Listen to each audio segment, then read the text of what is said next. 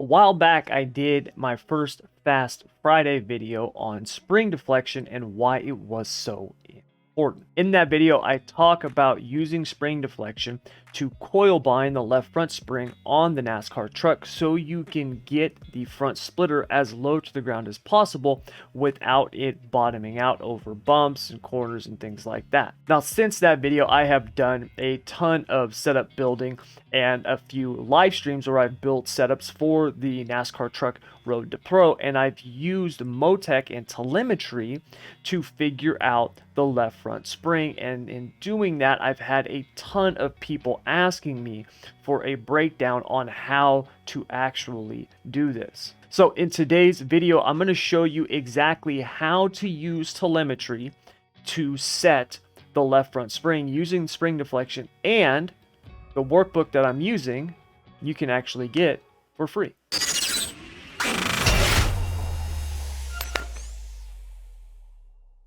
What's up, everybody? Thomas Brandon here. Thank you very much as always for joining me. And like I said, we're going to be looking at spring deflection on the NASCAR truck and then using telemetry to put the optimal left front spring in that setup so you can get it coil bound and get the front splitter as low as possible without bottoming out. Now, like I said a few seconds ago, we're going to be doing this using motec telemetry. Now, for those of you who have followed me for any length of time, you know that motec is something that I use a ton of on just about every single car that I build setups for here in iRacing, which, if you're keeping track, is like, I don't know, 15 or 16. There's a lot of them, okay? But all of the asphalt stuff I use telemetry on, and even all the road racing stuff that I'm now starting to do, I use telemetry on. And it is a huge time saver, especially when we look at things like the NASCAR series.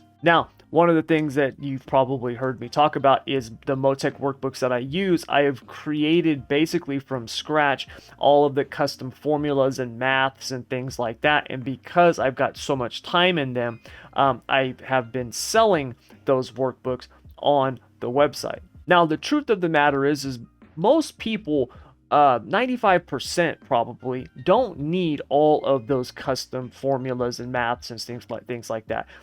You don't need to know the dynamic loads or the downforce or anything like that, because unless you are literally that like top 5% that is literally trying to become a pro driver or like the best setup builder in the world, that type of thing, you really don't need to know that stuff, to be honest.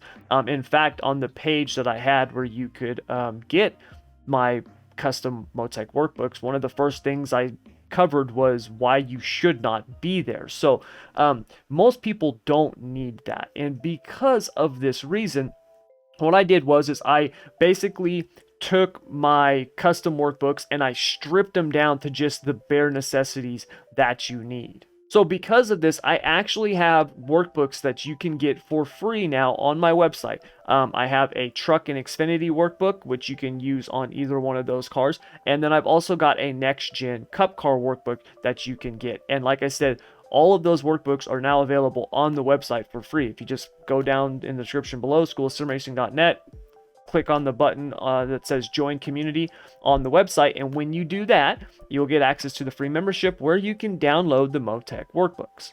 Now, in this video today where we do this spring deflection, I'm actually going to be using the very workbook that you can get from the website. So you'll be able to see it in action and how much it can absolutely help you. Because like I said, when it comes to the trucks, there's really a few things that if you can use telemetry for, it can make a world of difference with your setup, especially when it comes to dialing in your ride heights, which is key for going fast with these things. So with all of that being said, let's head over to the garage, pull up motec, and get to work.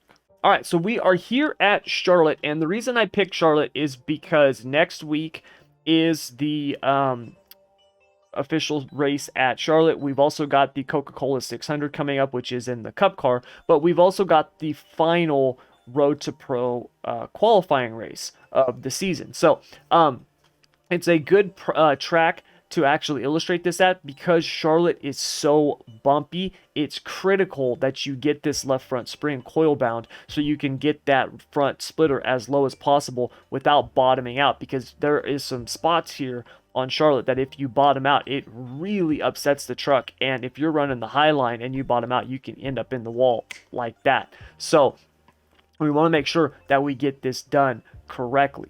All right. Now, the thing that we're looking at here is spring deflection. Like I said, I covered this in a Fast Friday video. And if you haven't seen that video, I'll have a link for that down in the description below, where I get in depth on that. And I'll have one of those little pop-up thing, what are they, cards? I think it's a card or something. I'll have one of those on the screen like above my head or something. You can click on that as well and watch it.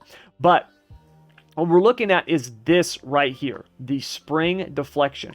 And what this is telling us is that this spring has a maximum deflection of 6.07 inches, meaning that it needs to compress 6 inches for it to be coil bound, which is basically meaning that all of the coils are now touching. Now, the reason this is important is when the spring is coil bound, that means that in terms of the ride height, the nose is now as low as it can go, right? It can't go any lower because the spring can't go any lower, right? Yes, there's still a tiny bit of travel left because of the shock, but overall, that you want that thing to compress, and now that front splitter is basically set, okay? So we want to use this to determine what spring we want to put here to get that ride height. Now, I already went out and turned a couple of laps with this spring. And if you guys have ever seen these truck setups before, most of the time they start off with 2 300s in the front.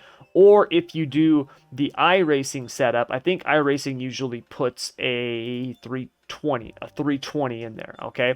So we've got 2 300s right now. And we're really just focusing on the left front spring, okay? So when we look at this, you can see that the deflection as of right now is 5.43 of 6.07. So if I pull up the old calculator real quick, all right, that means that we have got 0.64 inches of travel left. That's it, okay? That's how much more that spring can compress before it's completely coil bound, all right? Now, if we look here, okay, and here's the run that we just did. If we look at our ride heights here, ride height FS, that's front splitter, okay? That's what we're looking for.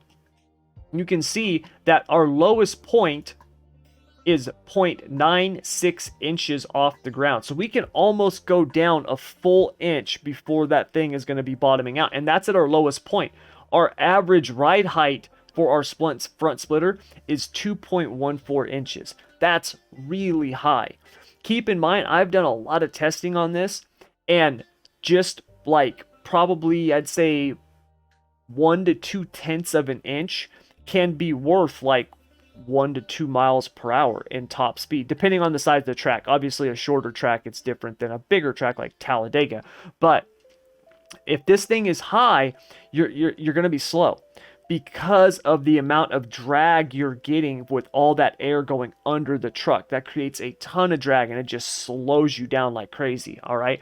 So we want to get this as close to 0 as possible without going into the negative, because that means we're bottoming out. And then we want to get this, which is our average. We want to have our average below an inch. If we can average that front splitter below an inch all the way around the track, then we know we've got that thing dialed in good, okay?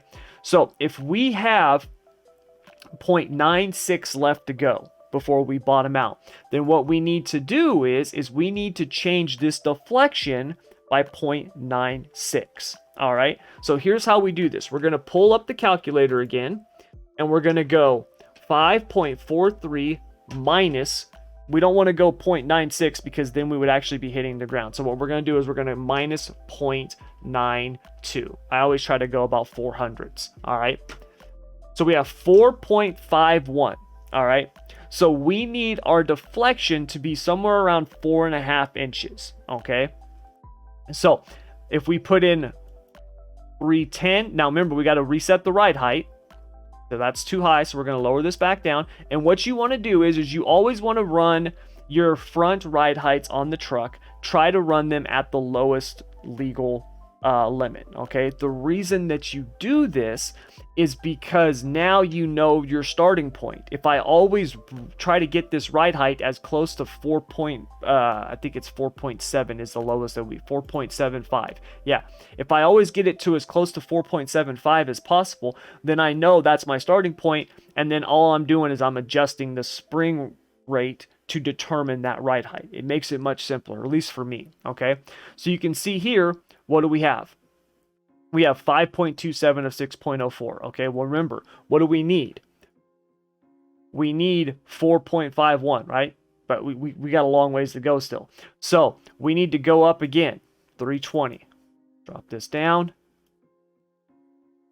Okay, we're at 511, right? Not enough. Let's go 330. Drop this down, and now we're at 4.96. So we're getting closer, but we're not quite there. All right, so let's go 340, and let's drop this side. There we go.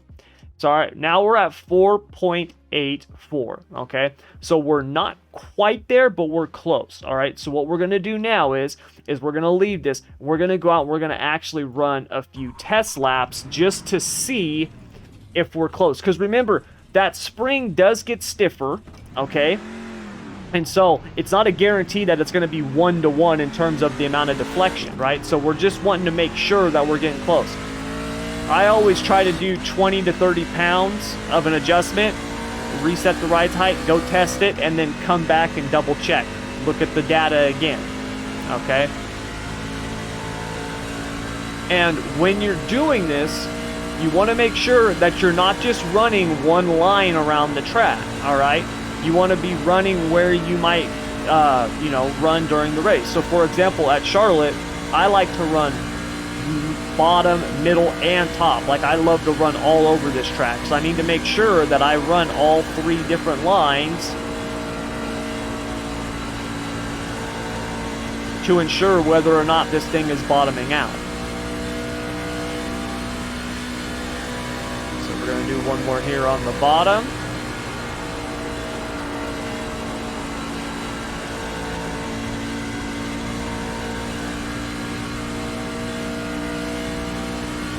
All right, now we'll go through the middle.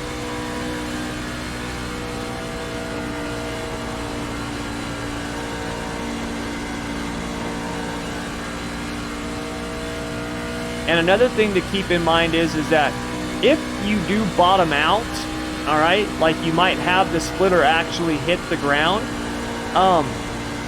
that might not actually be a bad thing. If it hits the ground and it doesn't upset the car, like it just hits it really quick, just, then that's okay, all right? It's not the end of the world. It's when we hit the ground, right, when we bottom out and it upsets the car so much that we end up in the wall or spinning out or something like that. This will be the corner that really lets us know, because 3 and 4 has a nasty bump in it. And we got through okay. All right. So it looks like we're not bottoming out. I didn't feel any bottoming out there, and we didn't upset the car or anything like that. Now, I wasn't really watching the speed. I was just worried about driving. But let's see what the data tells us. We've got up our data from our last few laps here, okay? And as you can see, much, much lower. Just look at this, okay? If we look at this lap here. If we look at these compared to these, right? The white line is with the 300s. Look at how much higher that front ride height is, right? All we did was change the left front spring. That was all that we did. And you can see the difference in the ride height. Huge, huge difference, okay? So just getting that left front dialed in has a huge effect on this car, all right? So, or truck, I should say. So as you can see here, much, much better. Now here's the thing. You'll notice that we have right here, we have this one spot that we're kind of hitting the ground. All right, but after that spot, we seem to be okay. So if we look at our lowest point here, and all I got to do is hover over this and double click, that's going into the corner. So basically that's the drop down. That's okay. I can handle that. All right, because on that drop down, if that thing hits real quick, it's not going to mess up the car or anything like that. If we look at the high line here, we have one spot right here where we're at 0, and that's in 3 and 4. Remember I said there was a big bump there, and you can see we're right at that point where we're just above it. All right. Now, our average is just above 1 inch. It's 1.17, which I gotta tell you, for the most part, I can handle that. Because Charlotte is so bumpy, I can actually handle that being a little bit above 1 inch. Okay. Now, if we look at this through the turns, just double click on the turn, you can see that we're below 1 inch, which is good. I really want to make sure that going through the turns, we're below 1 inch. All right. On the straightaway, we're definitely higher, right? 1.5 inches. Now that's, keep in mind, we're accelerating. That's when the rear end is really, you got all that downforce on the rear, and that's going to pick the front end up some. All right. Now there's ways to get around that. We can tilt the truck. We can add some more rake, try to change the aero profile of it to get that nose down more. Okay, but overall, we've got ourselves a really good starting point. So right now, we know that we're close. All right, we're close. All right, and so what we're going to do is we're going to save this thing. Okay, so we're at 4.84 of 598, because you can see here, remember that deflection actually changed as well. Remember, it was 6.07 before. So we actually lost 1/10 of an inch of overall deflection. So if we think about that, right, we would just subtract that from this. So this would actually be considered 4.74 if we still had that 6-inch spring. Okay, that's all that means. So we're really only about 0.2 of an inch away from where we wanted to be with this, right? So we're pretty close. You can see here when we're in the corner here, this thing is pretty much on the ground. All right. That's what I want. Okay, that's what I want. So overall, I'm pretty happy with it. Okay, now yes, like I said, I could sit here and tinker with this forever to try to get it perfect, but Charlotte is so bumpy, it's almost impossible to get that thing to be perfectly sealed at all times, because you're going to be bouncing and stuff like that. So we don't need to worry about that. And that's going to give us something that has got the splitter low to the ground, right? It's going to give us a very good, aero profile, right? Give us the right speed that we're looking for here on the straights. It's nice and low to the ground, right? It's right on the ground when we're going through the corners, which is what we want, right? We want to be able to get through those corners as quickly as possible. And it's not going to be bottoming out and shifting the truck all around the track. Okay, it's going to be a comfortable ride. So that's what we're going to go with. Okay, and that is how you determine the left front spring, all right, for your coil binding using spring deflection and your telemetry. All right, and like I said, you can get this telemetry workbook for free on the website now. All right, just go to schoolofsimracing.net, click the button that says join community, go to the free membership site when you get access to it, because you will automatically, and then go to the section that says motec, and you can download it. It's yours to have. Okay, and along with the ride heights information in there, you've also got suspension, where you can have the histogram, FFT, the damper velocity, shock position, shock tuning. This is incredibly valuable for tuning the shocks, and this will work on the trucks and the Xfinity.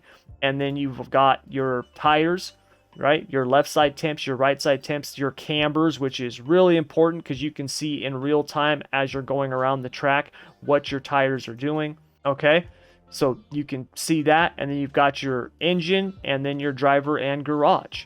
All right, and it's valuable information that can really help. This garage thing right here is super helpful, because if you make changes and then you forget what they are, you can just pull up the data and it's got the information in here. So now you know what you had on the car. All right, so to recap, okay, you have your spring deflection. Remember, this is the amount of travel that you have left. Using the amount of travel you have left and then looking at the data here on the ride heights, you can see that, hey, we can come down quite a bit in terms of our lowest amount, which was 0.96 inches, and then bust out the old calculator, do some simple subtraction, 6.07 minus 5.56, half an inch, okay, and look here and say, hey, we need to bring this down another 0.9 of an inch, plus 0.9, which means we want 1.41, and then start changing the spring until you get 1.41 of available deflection. And remember, set these front right heights to the lowest limit that you can get without, failing tech. All right, so that way you always know where you need to go on your adjustments. Okay, and remember, it's not going to be exactly, we needed 1.41 on that calculation. That does not mean go exactly 1.41. It might be 1.3 or 1.2, but go a couple of 30 pounds on your spring, adjust it, reset the right height, go out and test, and then just keep fine tuning from there until you get it dialed in to where it needs to be. And once you do that, you're all set to go.